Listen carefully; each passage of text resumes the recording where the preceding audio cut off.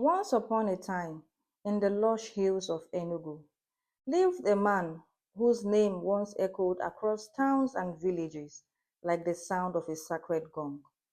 He was Chief Nwankwo, the Ogbuefi one of Ezeagu, a man of wealth, honor, and great influence. His mansion was a symbol of success, and his name opened doors like royal decree. He was known not only for his riches, but for how he empowered others. He built schools, hospitals, and gave many young men the wings to fly. By his side stood Dr. Oju, his wife, elegant, graceful, and kind. A philanthropist, her name brought smiles to many.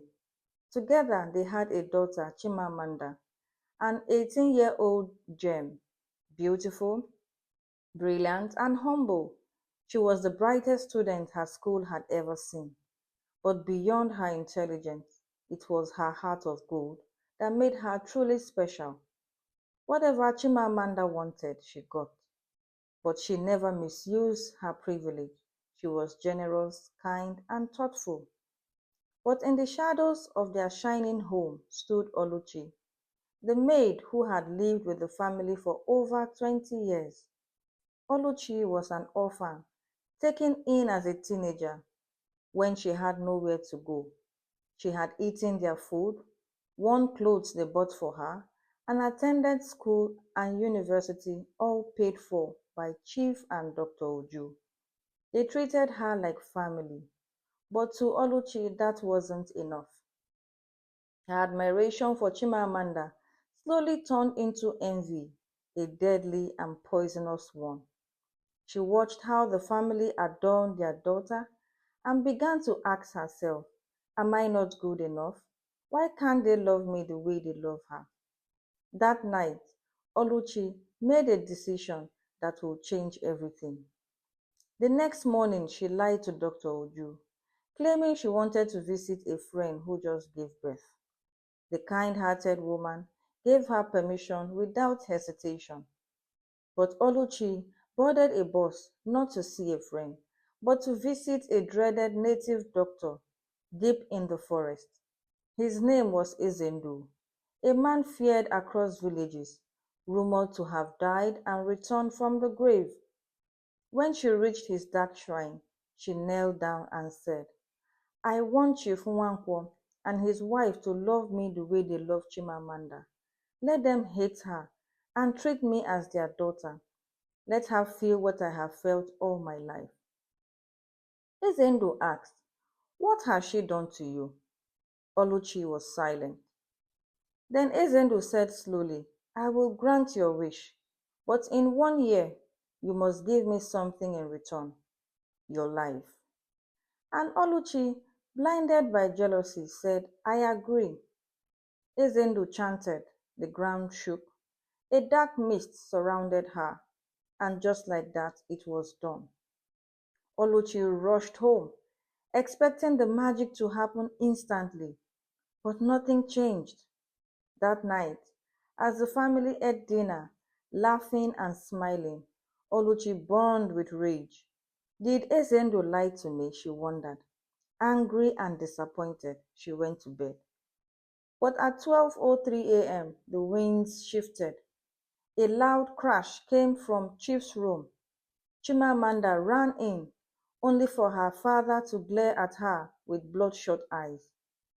You house girl, how dare you enter my room without knocking? Daddy, it's me, Chimamanda. Who are you? You are not my daughter. My only daughter is Oluchi. You are just a girl we picked from the street. Her mother echoed, didn't you hear what Chief said? Please leave the room. Chimamanda's world crumbled. She ran to Oluchi, confused and heartbroken.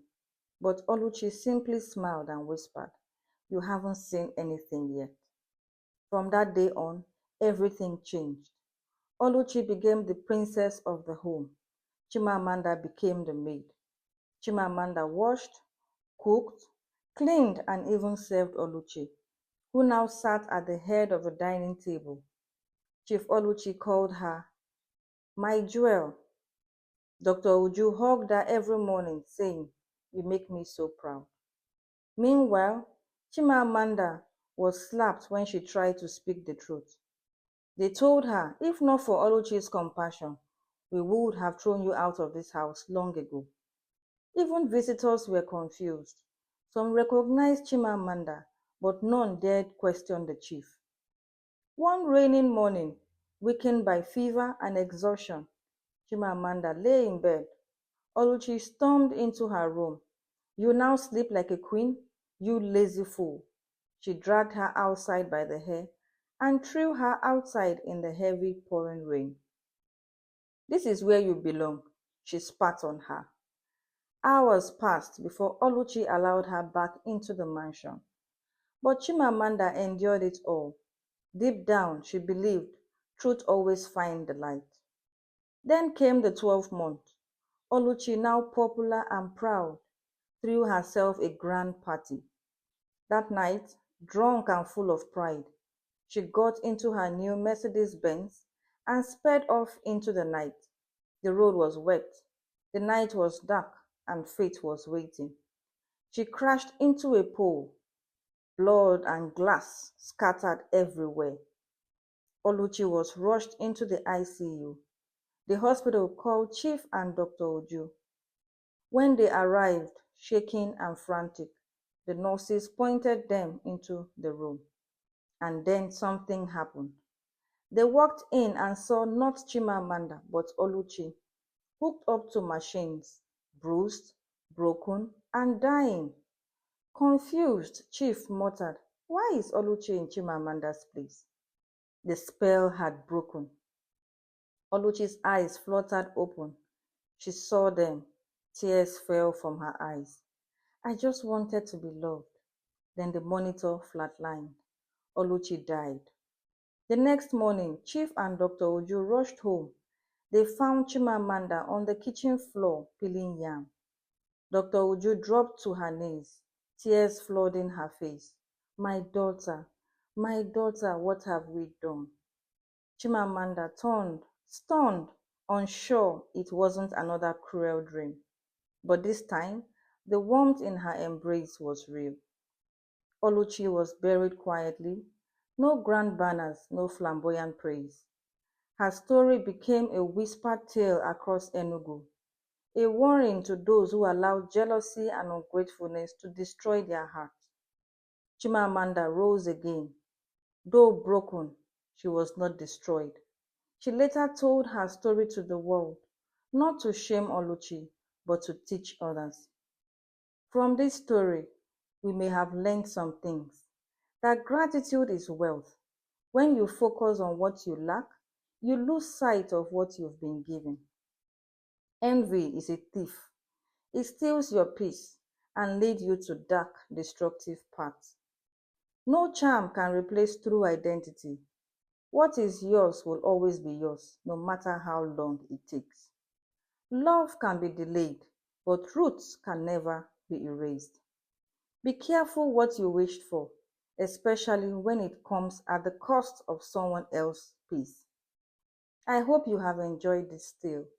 Please drop in the comment, let me know what you have also learned. Please like this story, share and subscribe for more engaging tales. Bye.